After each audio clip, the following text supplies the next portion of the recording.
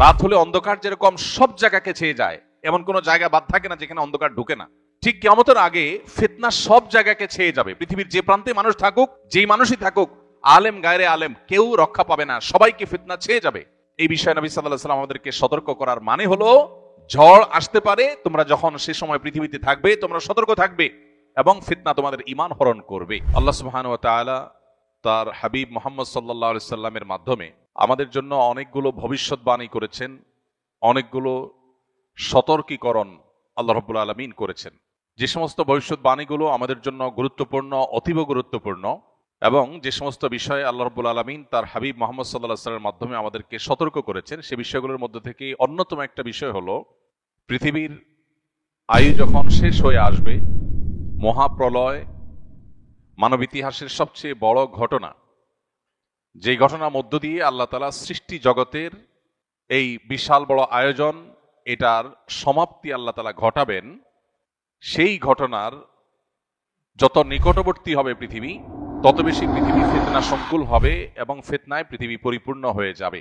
এ বিষয়ে নবী করিম সাল্লাল্লাহু আলাইহি ওয়াসাল্লাম আমাদেরকে বারবার সতর্ক করেছেন, বিভিন্নভাবে সতর্ক করেছেন। নবী করিম সাল্লাল্লাহু আলাইহি ওয়াসাল্লামের সে সমস্ত হাদিসগুলো পর্যালোচনা করলে দেখা যায় এবং বোঝা যায়, পৃথিবী যত তার পরিণতির দিকে এগিয়ে যাবে, কিয়ামত যত নিকটবর্তী হবে, তত মানুষের জন্য বহুমুখী ফিতনা ধেয়ে আসবে এবং ঈমান ধরে রাখা কঠিন হবে। এ বিষয় সম্পর্কে যত বেশি আমরা জানবো, যত বেশি আমরা ঘাটাঘাটি করব, যত বেশি আমরা সতর্ক হব, তত বেশি আমাদের ঈমান, আমাদের আইডেন্টিটি, আমাদের তাকওয়া, আমাদের পরিচয় এবং আমাদের আল্লাহ ভীরুতা ইত্যাদিকে আমরা তত বেশি নিরাপদ এবং সেভ করতে পারবো, যত বেশি আমরা জানবো। একজন মানুষ আগে থেকে যখন কোনো ঝড়ের পূর্বাভাস জানে, তখন ঝড় তাকে খুব বেশি লন্ডভন্ড করতে পারে না বা খুব বেশি ক্ষতিগ্রস্ত করতে পারে না, কারণ তিনি আগে থেকে জানেন এই ঝড় আসছে এবং এইভাবে অ্যাটাক এবং আক্রমণ করবে। একজন ইমানদার সেজন্য কিয়ামত পূর্ববর্তী ফিতনাগুলো সম্পর্কে যখন তিনি সচেতন হবেন, সতর্ক হবেন, তখন ফিতনা তার ঈমানকে লন্ডভন্ড করে দিতে পারবে না। আর এই জন্য এই বিষয়ে মুহাদ্দিসিনে কেরাম হাদিসের মৌলিক গ্রন্থগুলোতে বিভিন্ন অধ্যায় রচনা করে করে আমাদেরকে সতর্ক করেছেন, কিন্তু এগুলো নিয়ে আমাদের সমাজে খুব বেশি আলোচনা নাই, খুব বেশি চর্চা নাই, এবং আমরা খুব বেশি সতর্ক নই। এই সৃষ্টি জগৎ একসময় শেষ হবে, এটা আমাদের বিশ্বাসের গুরুত্বপূর্ণ একটা পার্ট বা অংশ। যেই ঘটনার মধ্য দিয়ে এই সৃষ্টি জগৎকে আল্লাহ তাআলা শেষ করবেন, এই সৃষ্টি জগতের মহা সংসারের এই আয়োজন পুরাটাকে আল্লাহ রাব্বুল আলামিন ক্লোজ করবেন, এবং সেই ঘটনার ভয়াবহতা কি হবে না হবে পুরো কোরআনের শুরু থেকে শেষ পর্যন্ত বারবার বিভিন্ন জায়গায় সেই বিষয়গুলো আল্লাহ তাআলা আলোকপাত করেছেন। আর এই জন্যই আমি সবসময় আপনাদেরকে উদাত্ত আহ্বান করি, আপনারা কোরআনটা অর্থ সহকারে অনুগ্রহ করে একজন মুসলিম হিসাবে বুঝে পড়ার অভ্যাস গড়ে তুলুন। কোরআনে কারীম যদি আপনি অর্থ সহকারে বোঝার অভ্যাস গড়ে তোলেন এবং পড়েন, তাহলে ইসলাম সম্পর্কে আপনি কমপ্লিট একটা ধারণা পাবেন। আর না হলে ইসলাম সম্পর্কে আজকে একটা বিষয় জানলেন, একটা সাইড জানবেন, আবার আরেক সাইড আপনি জানলেন না, সেই সাইডে আপনার অজানা থেকে যাবে, অস্পষ্টতা থেকে যাবে, এখানে বিভ্রান্তির আশঙ্কা তৈরি হবে। এজন্য আপনি কালেকটিভলি ইসলামকে জানার যদি চেষ্টা করেন, তাহলে তার জন্য সবচেয়ে বড় এবং ভালো উদ্যোগ হবে কোরআনে কারীমের শুরু থেকে শেষ পর্যন্ত অর্থ সহকারে বুঝে পড়া। এই কোরআন পড়লে আপনি দেখবেন যে আল্লাহ তাআলা বারবার করে কোরআনে, বিশেষ করে শেষের পাড়ায় এবং শেষের দিকে এসে এই মহাপ্রলয়, এই পৃথিবীর ধ্বংসের যে ঘটনা, সেটা সম্পর্কে আল্লাহ আলোকপাত করেছেন। কোরআনে কারীমে সাধারণত সেই মহাপ্রলয়কে আস-সাআহ, অর্থাৎ সেই গুরুত্বপূর্ণ ক্ষণ, মুহূর্ত বলে অভিহিত করেছেন। এবং এই মহাপ্রলয় যখন হবে তখন কি হবে তার বর্ণনা কোরআনে কারীমের বিশেষ করে শেষের সূরাগুলোতে আমরা প্রায় সময় নামাজের মধ্যে পড়ি। সূরা আল কারিআ, সূরা আল আদিয়াত, সূরা ইযা যুলজিলাতিল আরদু জিলজালাহা, এসব সূরাগুলোতে আল্লাহ তাআলা এই কিয়ামতের ভয়াবহতা সম্পর্কে আলোকপাত করেছে এবং শেষের দিকে প্রায় বেশিরভাগ সূরাতে এই বিষয়ে আলোচনা রয়েছে। এই মহাপ্রলয়, যেটার মধ্য দিয়ে আল্লাহ তাআলা ঈসা আলাইহিস সালামের সিংহা ফুৎকারের মাধ্যমে সৃষ্টি জগতের সবকিছুকে শেষ করবেন, এবং এই পাহাড় তুলার মতো যখন উঠতে থাকবে, গোটা সৃষ্টি জগতের সব প্রাণীকে আল্লাহ যখন শেষ করে ফেলবেন, কেউ থাকবে না, যেদিন আল্লাহ বলবেন লিমানিল মুলকুল ইয়াউম লিল্লাহিল ওয়াহিদিল কাহার। পৃথিবীতে বহু মানুষ, বহু রাজত্ব, ক্ষমতা, দাপট, বহু কিছুর অহংকার নিয়ে ঘুরে বেরিয়েছ, কিন্তু আজ এক আল্লাহর কর্তৃত্ব ছাড়া, শ্রেষ্ঠত্ব ছাড়া, অস্তিত্ব ছাড়া আর কেউ নেই, এমনকি ফেরেশতারাও নেই। সবাইকে আল্লাহ তাআলা শেষ করে পুনরায় আবার সৃষ্টি করে মানুষের হিসাব নিকাশ গ্রহণ করবেন। এই যে ঘটনার মধ্য দিয়ে আল্লাহ তাআলা সৃষ্টি জগতের এই সব আয়োজন শেষ করবেন, সর্বশেষ প্রাণীটারও প্রাণ কেড়ে নেওয়া হবে, সবাই মৃত হয়ে যাবে, আল্লাহ ছাড়া কেউ থাকবেন না। সেটাই হলো মহাপ্রলয়, সেটাকে আমরা অনেকে কিয়ামত বলি। তো এই যে মহাপ্রলয় বা কিয়ামত, এটার সময় যত ঘনিয়ে আসবে, পৃথিবীর আয়ু যত শেষের দিকে যাবে, ইমানদারদের ইমানের উপরে টিকে থাকাটা তত চ্যালেঞ্জিং হবে। এটাকেই হাদিসের পরিভাষায় ফিতনা বা ফিতান বলা হয়েছে। মুহাদ্দিসিনে কেরাম কিতাবুল ফিতান, ফিতনা সম্পর্কিত অধ্যায় রচনা করেছেন। সেখানে কি কিভাবে ফিতনা পতিত হতে পারে, ফিতনার গতি প্রকৃতি কেমন হতে পারে, সেগুলো সম্পর্কে ধারণা দেওয়া হয়েছে। নবী সাল্লাল্লাহু আলাইহি সাল্লামের একটা হাদিসের দিকে তাকালে আমরা দেখতে পাই, তিনি বলেছেন কিয়ামত যখন নিকটবর্তী হবে তখন পৃথিবীতে ফিতনা ছেয়ে যাবে। কিরকম ছেয়ে যাবে? কাওয়াকাইল মাতারি, বৃষ্টির ফোঁটা যেরকম পতিত হয় একের পর এক, একটার পর একটা ফিতনা পতিত হবে। মানুষ একটা ফিতনার মোকাবেলা করতে না করতে আরেকটা ফিতনা এসে পড়বে। রাত যেরকম, অন্ধকার যেরকম রাতকে ছেয়ে যায়, রাত হলে অন্ধকার যেরকম সব জায়গাকে ছেয়ে যায়, এমন কোন জায়গা বাদ থাকে না যেখানে অন্ধকার ঢুকে না। ঠিক কিয়ামতের আগে ফিতনা সব জায়গাকে ছেয়ে যাবে। পৃথিবীর যে প্রান্তে মানুষ থাকুক, যেই মানুষই থাকুক, আলেম গায়রে আলেম, কেউ রক্ষা পাবে না, সবাইকে ফিতনা ছেয়ে যাবে। এই বিষয়ে নবী সাল্লাল্লাহু আলাইহি সাল্লাম আমাদেরকে সতর্ক করার মানে হলো, ঝড় আসতে পারে, তোমরা যখন সে সময় পৃথিবীতে থাকবে তোমরা সতর্ক থাকবে এবং ফিতনা তোমাদের ঈমান হরণ করবে। তো এইরকম পরিস্থিতি সম্পর্কে নবী করিম সাল্লাল্লাহু আলাইহি সাল্লামের অনেকগুলো হাদিস পাওয়া যায়। আমরা এখন মেলালে দেখি সেই সময়টা আমরা শুরু করেছি, সেই সময়টাতে প্রবেশ করা।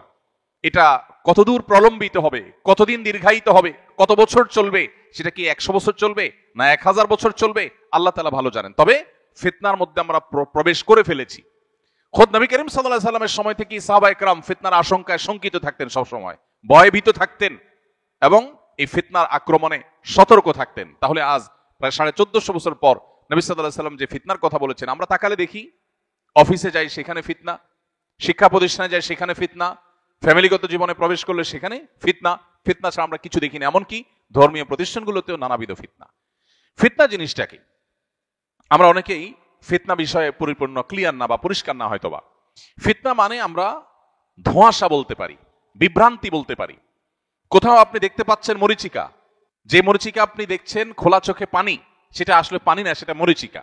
এটা এক প্রকারের ফিতনা। এটাকে আপনি মনে করছেন অনেক ভালো, সেটা আসলে ভালো না, তার পেছনে লুকিয়ে আছে কালো অন্ধকার। ঠিক একইভাবে কিয়ামতের আগে মানুষ ডিসিশন নিতে পারবে না, সিদ্ধান্ত গ্রহণ করতে পারবে না।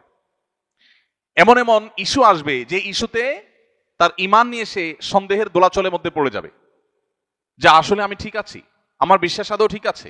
এমন এমন ক্রাইসিস আসবে, কখনো হয়তো উন্নয়নের নামে, উন্নতির নামে, গবেষণার নামে, জীবনমানকে উন্নত করার নামে, সায়েন্স এবং টেকনোলজির নামে, নানা নামে পৃথিবীতে এমন এমন পরিবেশ তৈরি হবে যে মানুষ রীতিমতো তার বিশ্বাস, তার ঈমান নিয়ে সংশয়ের মধ্যে পড়ে যাবে। আজ এই সংশয়বাদ ঘরে ঘরে, জনে জনে, এটাকে আমরা আজকের পৃথিবীর নতুন তুফান বলতে পারি। এই নতুন তুফান সম্পর্কে নবী সাল্লাল্লাহু আলাইহি ওয়াসাল্লাম সতর্ক করেছেন। একটা সময় আসবে, নবীজি সাল্লাল্লাহু আলাইহি সাল্লাম বলেছেন, ইউসবিহুর রাজুলু মুমিনা ওয়া ইউমসি কাফিরা।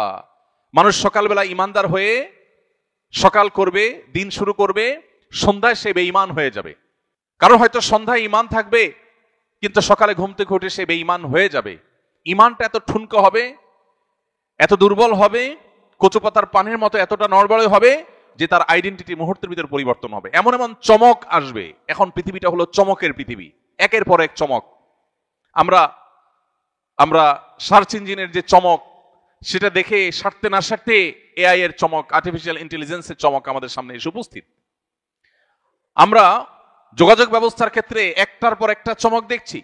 মানুষকে আল্লাহ তাআলা এমন এমন সক্ষমতা দিচ্ছেন, মানুষের ব্রেইনে এমন এমন ইস্যু আল্লাহ তাআলা দিচ্ছেন, এমন এমন আইডিয়া আল্লাহ তাআলা মানুষের মধ্যে দিচ্ছেন, যেই জিনিসগুলো অনেক ক্ষেত্রে আমাদেরকে রীতিমতো সন্দেহের মধ্যে ফেলে দেয় যে আসলে মানুষ এবং মানুষের সৃষ্টিকর্তা আল্লাহ রাব্বুল আলামিন এবং সৃষ্টি জগৎ, এই দুইয়ের মধ্যে পার্থক্য করা আমাদের জন্য কঠিন হয়ে যায়। ভাইরা আমার, ফিতনা কতভাবে পতিত হতে পারে, কত দিক থেকে আসতে পারে, সেটা আমাদের ধারণা এবং কল্পনারও বাহিরে। কিয়ামত যত নিকটবর্তী হবে, মানুষের ঈমানদারের আইডেন্টিটি ধরে রাখা তত কঠিন হবে। এটাই ফিতনা। সেই সময়টা আমরা শুরু করেছি, প্রবেশ করেছি, পার করছি। যত সময় যাবে এই ক্রাইসিস, এই সংকট আরো বাড়বে, আরো বৃদ্ধি পাবে। নবী করিম সাল্লাল্লাহু আলাইহি সাল্লাম আমাদেরকে সতর্ক করেছেন। তিনি বলেছেন, বাদিরু বিল আমালি ফিতানা কাকিতাইল লাইলিল মুজলিম। তোমরা ভালো কাজ, নেক আমল করার জন্য প্রতিযোগিতায় লিপ্ত হও এবং দ্রুততার সাথে অগ্রসর হও ভালো কাজের দিকে। কারণ এমন সময় আসছে যখন গভীর গুটগুটে অন্ধকার রাত যেরকম অন্ধকার হওয়ার কারণে কোনটা ভালো কোনটা মন্দ মানুষ পরখ করতে পারে না, এরকম সময় আসবে যে তুমি সত্য আর অসত্য, ভালো আর মন্দ পরখ করতে কষ্ট হবে। সেই সময় আসার আগে তোমরা নেকামলে প্রবেশ করো, ভালো কাজে লিপ্ত হও। এবং সেই সাথে নবী সাল্লাল্লাহু আলাইহি সাল্লাম বলেছেন, আবু সা'লাব আল খুশানি রাদিয়াল্লাহু তাআলা আনহু থেকে বর্ণিত হাদিসে তিনি বলেছেন, ফাইন্না মিন ওয়ারাইকুম আইয়ামা আস-সাবরু ফীহিন্না মিসলাল কবদি আলাল জামার। নবীজি বলেছেন সাহাবীদেরকে লক্ষ্য করে যে তোমরা চলে যাওয়ার পরে পৃথিবীতে এমন একটা সময় আসবে যখন দ্বীনের উপরে, ইসলামের উপরে, ঈমানের উপরে টিকে থাকাটা এটা জ্বলন্ত কয়লা হাতের উপরে নিয়ে থাকা যেরকম কঠিন ওইরকম কঠিন হয়ে যাবে। আজ পৃথিবীতে মুসলিম আইডেন্টিটি নিয়ে চলাটা সহজ না কঠিন? কঠিন। অমুসলিম প্রধান অঞ্চলে বা দেশে তো পরের কথা, মুসলিম প্রধান দেশেও মুসলিম আইডেন্টিটি নিয়ে টিকে থাকা বড় কঠিন। আপনার দাড়ি থাকবে, টুপি থাকবে, আপনি নামাজ পড়বেন, হালাল হারাম মেনটেন করবেন, আপনি মাহারাম মেনটেন করবেন, আপনি সিরিয়াস দিন পালন করবেন, কোরআন হাদিসের প্রত্যেকটা আদেশ শেষে মানার চেষ্টা করবেন, আল্লাহর দাসত্ব এবং আবদিয়তকে আপনি ধারণ করে চলার চেষ্টা করবেন। সমাজই আপনাকে আলাদা চোখে দেখবে, বলবে যে এটা বেকার হয়ে গেছে, এই লোকের মাথা কেউ নষ্ট করছে। আপনি জাতে উঠতে পারবেন না, জাতে উঠার জন্য আপনাকে অনেক অপকর্ম, অনেক গুনাহের কাজ, অনেক পাপের কাজ, কোরআন হাদিসের বাইরে আপনাকে যেতে হবে। এই যে একটা প্রবণতা, এটা আমাদের সেই সময়ের কথা স্মরণ করিয়ে দেয় যে সময়ের কথা নবীজি বলেছেন যে এমন একটা সময় আসবে যে ঈমানের উপরে টিকে থাকাটা জ্বলন্ত কয়লা হাতে রাখার মতো কঠিন হবে। ভাইরা আমার, এখন আপনার সন্তানটা নামাজ কালাম পড়ে, দিনদার, সে হারামে যায় না। সমাজের বেশিরভাগ মানুষ পাপাচারে লিপ্ত, নামে মুসলমান, দিন থেকে সরে গেছে। ওই যে ফিতনার কারণে তারা দিন থেকে সরে গেছে। এই মানুষগুলোর কাছে আপনি বরং ভিন্ন গ্রহের কোনো বাসিন্দা, আপনি বরং সমাজ বুঝেন না, সামাজিকতা বুঝেন না, আপনি বরং অসামাজিক, আপনি বরং সেকেলে, আপনি পুরাতন, আপনি আধুনিক না, আপনি পিছিয়ে পড়া, আপনি সমাজের বোঝা, আপনি স্মার্ট না। হাজারটা ট্যাগ আপনাকে দেয়া হবে। ভাইরা আমার, এই কথা নবী সাল্লাল্লাহু আলাইহি সাল্লাম বলেছেন যে একটা সময় আসবে যখন ঈমান এর উপরে অটল থাকা, অবিচল থাকাটা হাতের উপরে জ্বলন্ত কয়লা ধরে রাখার মতো কঠিন হবে। নবীজি বলেছেন, লিল আমিলি ফিহিন্না মিসলা আজরি 50 রাজুলা ইয়ামালুনা মিসলা আমালিকুম। নবীজি বলেছেন ওই রকম কঠিন সময়ে যখন ইসলামের উপরে টিকে থাকা কঠিন হবে। আপনি দেখুন সারা পৃথিবীতে, আপনি মুসলিম হন, ভালো মুসলিম হন, তাহলে সব বাধা। আপনি ইসলাম ছেড়ে দিলে আর বাধা নাই। ফিলিস্তিনের মানুষ তারা যদি মুসলমান না হয়ে অন্য কোনো আইডেন্টিটি তাদের হতো, তাদের এত কষ্ট করতে হতো না। কাশ্মীরের মানুষগুলো যদি মুসলমান না হয়ে, ইসলাম না হয়ে অন্য কিছুকে ধারণ করতো, তাহলে জুলুম তাদেরকে সহ্য করতে হতো না। গত দীর্ঘ বহু বছর ধরে আমাদের দেশে জঙ্গিবাদের নামে, রাজাকারের নামে, বিভিন্ন নামে ধর্মীয় লেবাসধারীদেরকে যে কোণঠাসা করা হয়েছে, এরা যদি এই ধর্মীয় লেবাস, ধর্মীয় আইডেন্টিটি, ধর্মীয় মূল্যবোধকে ধারণকারী না হতেন, তাহলে এত বাধার মুখোমুখি তারা হতে হতো না। এই যে পরিস্থিতি, নবী সাল্লাল্লাহু আলাইহি সাল্লাম বলেছেন এরকম কঠিন পরিস্থিতিতে যারা সব যায় যাক, আমার জাতে ওঠা লাগবে না, আমার সামাজিকতা গোল্লায় যাক, আমার গোটা দুনিয়ার মানুষের যে স্রোত এবং ফ্লো তার বিপরীতে যে হলেও আমি আমার ঈমানকে, আমার তাকওয়াকে অটল করার চেষ্টা করব, ধরে রাখার চেষ্টা করব। এই প্রতিজ্ঞা যদি কেউ করে এবং সে টিকে থাকতে পারে, নবীজি বলেছেন সেই লোক একজন আমল করে যে সওয়াব পাবে, সাহাবীদেরকে বলেছেন তোমরা 50 জন আমল করলে যে পরিমাণ সওয়াব পায়, সে একজন সে সওয়াব পাবে। 50 জনের আমলের সওয়াব একজন পাবে। নামাজ পড়বে এক ওয়াক্ত, সওয়াব পাবে 50 ওয়াক্তের, 50 জনেরটা। সাহাবায়ে কেরাম অবাক হয়ে জিজ্ঞাসা করলেন, হে আল্লাহর রাসূল, আপনি যে 50 জনের কথা বলছেন, ইয়া রাসূলুল্লাহ মিথলু আজরিনা 50 মিন্না আও মিনহুম, যে 50 জনের কথা বলছেন এটা কি আমাদের মতো সাহাবীদের মতো 50 জন নাকি তাদের 50 জন? কারণ সে আমলের 50 জনের কোয়ালিটি তো আর এই আমলের 50 জনের কোয়ালিটি এক না। তো সাহাবীরা জিজ্ঞাসা করছেন, ওই ফিতনার সময় যখন বাধার একের পর এক পাহাড় এবং প্রাচীর দেয়াল উঠবে, তখনও যদি কেউ ঈমানের উপরে টিকে থাকতে পারে, তাদের একজন আমল করলে 50 জনের যে সওয়াব দেওয়া হবে, সেই 50 জন কি সাহাবীদের 50 জন নাকি তাদের সময়ের 50 জন? নবীজি সাল্লাল্লাহু আলাইহি সাল্লাম বলেছেন, ক্বালা বাল আজরু 50 মিনকুম, তাদের সময় না, তোমরা যারা সাহাবী তোমাদের মধ্যে 50 জনের সওয়াব তাকে দেওয়া হবে। ভাইরা আমার, এইজন্য যেখানে ঈমান এবং আমলের উপর টিকে থাকা খুব বেশি চ্যালেঞ্জিং মনে হবে, বুঝতে হবে ফিতনা উপস্থিত হয়ে গেছে। এখন আমার তাকওয়া, আমার ফিতনার সময় যে রোল প্লে করার কথা হাদিস আমাকে উৎসাহিত করেছে, সেটি আমার করার কথা। এই জন্যই স্যাক্রিফাইস, এই জন্যই ত্যাগ করতে হয়। সমাজের সবাই বলবে, না এত হিসাব নিকাশ করে চলা যায় নাকি? আমি বলবো, হ্যাঁ, চলা যা না গেলে অচল হয়ে যাব, কিন্তু আমি ছাড়বো না, আমি ইমানকে ধারণ করে রাখবো। আল্লাহ তাআলা ফিতনার সময় আমাদেরকে এভাবে ইমানকে, আমাদের আইডেন্টিটিকে, আমাদের তাকওয়াকে সেভ করার তৌফিক দান করুন। চতুর্দিকে তাকালে দেখব যে সামাজিকতার হাতছানি, আরে সমাজের সাথে তাল মেলাইতে হয়, প্রত্যেকটা লোকের মধ্যে দেখবেন এই প্রবণতা। ইমানদার কখনো পরিপূর্ণ তথাকথিত সামাজিক হবে না। বহু কাজে ইমানদার বলবে, না সমাজ কি বলে দেখার দরকার না, আমার ইমান আমল কি বলে আমি সেটা দেখবো, তাতে যদি গোটা সমাজের বিরুদ্ধে যেতে হয় যাব। এটাই হলো ইমানের দাবি, এটা হলো তাকওয়ার দাবি, এটা হলো অটল এবং অবিচল থাকার কথা। আব্দুর রহমান ইবনে শাইবা রাদিয়াল্লাহু তাআলা আনহুর হাদিস আমাদের সবার কাছে মাথায় থাকা উচিত, লিখে রাখা উচিত, চোখের সামনে রাখা উচিত। তিনি বলেছেন, নবী সাল্লাল্লাহু আলাইহি সাল্লাম থেকে তিনি শুনেছেন, বাদা আল ইসলামু গরিবান ওয়া সায়াউদু কামা বাদা ফাতুবা লিল গুরাবা। নবীজি বলেছেন, ইসলাম পৃথিবীতে এসেছে যখন, তখন সূচনার সময়ে, শুরুর সময় ইসলাম ছিল বেদুইন, মুসাফির, পথিকের মতো, অচেনা অজানা, যাকে কেউ যাচে না পুছে না, যাকে কেউ আপন করে নিতে চায় না। একজন মুসাফির, পথিক, অচেনা, তিনি কোনো এলাকায় গেলে, কোনো মহল্লায় গেলে, কোনো মসজিদে গেলে কেউই তাকে আপন করে নিতে চায় না, কেউ বাসায় তুলতে চায় না, কেউ ঘরে নিতে চায় না, কারণ চিনি না, জানি না। সবাই তার থেকে নিজেকে দূরে রাখার চেষ্টা করে বা তার কাছে খুব বেশি ভেড়ে না, কেউ যাচ্ছে না, কেউ পোছে না তাকে। নবীজি বলেছেন, ইসলাম যখন শুরুতে এসেছে পৃথিবীতে, তখন এইরকম একটা অবস্থায় ছিল, কিন্তু একটা সময় ইসলামের শৌর্যবীর্য, ইসলামের প্রভাব প্রতিপত্তি, ইসলামের সাম্রাজ্য, ইসলামের জয়যাত্রা, ইসলামের প্রচার প্রসার এমন বেশি হবে যে গোটা পৃথিবীতে ইসলামের প্রভাব থাকবে, কিন্তু আবার পৃথিবীতে ইসলাম আগের জায়গায় ফেরত যাবে। অর্থাৎ আবার এমন একটা সময় আসবে কিয়ামতের আগে যে পৃথিবীতে ইসলামকে কেউ ধারণ করতে চাইবে না, ইসলামের পরিচয় কেউ পরিচিত হতে চাইবে না। ইউনিভার্সিটিগুলোতে আমাদের তরুণদের মধ্যে সালাম দেওয়া নিয়ে হীনমন্যতা হয়, সালাম দিতে চায় না, কারণ সালাম দিলে সে হুজুর হয়ে যাবে। এখানে কেউ সালাম দেয় না, এখানে হাই বলে, হ্যালো বলে, এখানে সালাম দেয় না।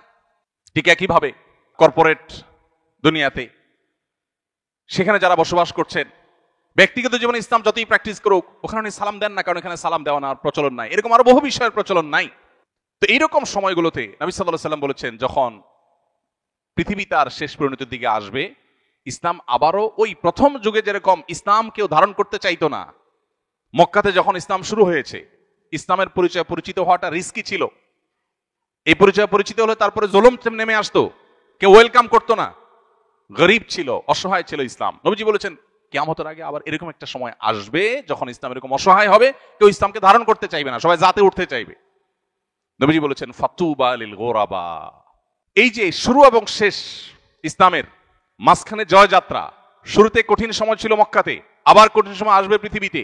এই দুই সময়ে যারা ইসলামকে ধারণ করে থাকবে, ওই অসহায় ইসলামকেই ধারণ করবে, সে জাতি উঠতে চাইবে না, সে সামাজিক, তথাকথিত সামাজিক হতে চাইবে না, সে সমাজের মানুষের দৌড়ে টিকে থাকতে চাইবে না, সে ইসলামের দৌড়টাকে টিকে রাখার চেষ্টা করবে।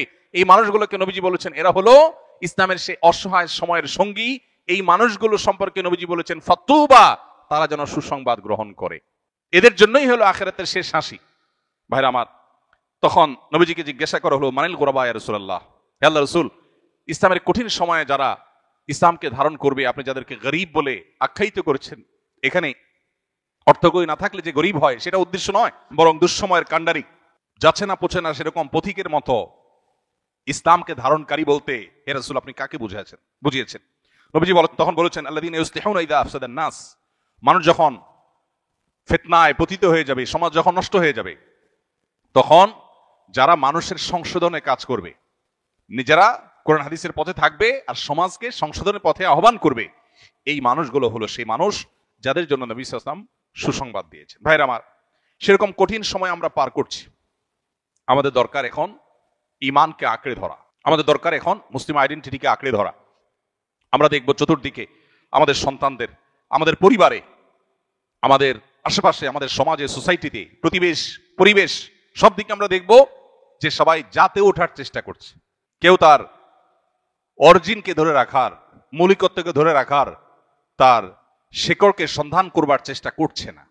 এটা নবী সাল্লাল্লাহু আলাইহি সাল্লাম বহু আগে ভবিষ্যদ্বাণী করেছেন যে এরকম সিচুয়েশন আসবে, সিচুয়েশন আরো জটিল হবে। তো সিচুয়েশন যখন জটিল হয়, তখন মানুষের প্রচেষ্টা আরো শক্ত হয়। আপনি সাধারণ পুকুরে যখন সাঁতার কাটেন তখন আপনার যে অ্যাপ্রোচ থাকে, আপনি সমুদ্রের উত্তাল তরঙ্গের বিপরীতে যখন সাঁতার কাটেন তখন অ্যাপ্রোচ একরকম থাকে না। আপনি যখন রাস্তায় স্বাভাবিকভাবে চলাফেরা করেন তখন আপনার সেই সতর্কতা থাকে না। যখন আপনি প্রচন্ড ঝড়ের পরিবেশে আপনি চলাফেরা করেন তখন আপনার পোশাক আশাক উড়ে যায় কিনা সেগুলোর পরে যতটা আপনি সতর্ক হন। ঠিক একইভাবে ফিতনা সংকুল সময়ে ঈমান যেন টিকে থাকে, ঈমান যেন হারিয়ে না যায়, কুফরি এবং ফিতনার ঝড় যেন ঈমানকে লণ্ডভণ্ড করে দিতে না পারে, সেজন্য একজন ঈমানদার তিনি তার সব শক্তি দিয়ে তার ঈমানকে টিকিয়ে রাখার চেষ্টা করবেন। আল্লাহ রাব্বুল আলামিন আখিরি জামানার কিয়ামত পূর্ববর্তী ফিতনা সংকুল সময়ে আকাশ থেকে বৃষ্টির মতো অনবরত ফিতনা যখন পতিত হতে থাকে, যখন অন্ধকার ছেয়ে যায়, ভালো মন্দ নিরূপণ করতে পারি না, সংশয়বাদ যখন আমাদেরকে গ্রাস করে ঘিরে ধরে, এরকম সময় আল্লাহ তাআলা আমাদেরকে ঈমানের এই পরিচয়কে ধারণ করে থাকার তৌফিক দান করুন।